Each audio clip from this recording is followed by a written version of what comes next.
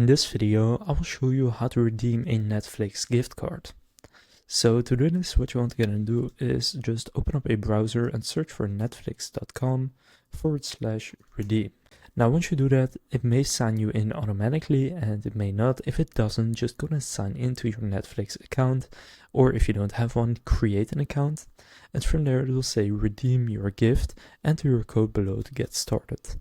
So here it's really simple, just enter the code or PIN that is on your gift card and then click redeem, and then it will be added to your Netflix account.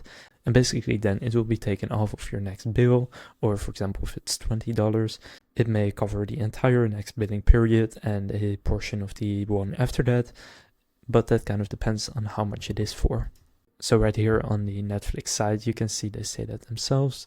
So first you can add them to an existing account or start a new one, then use them for yourself or anyone else.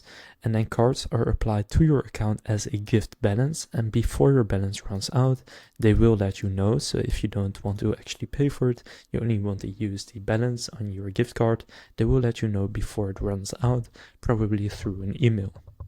So that's how to redeem a Netflix gift card. If this video was helpful, please consider leaving a like and subscribing to my channel.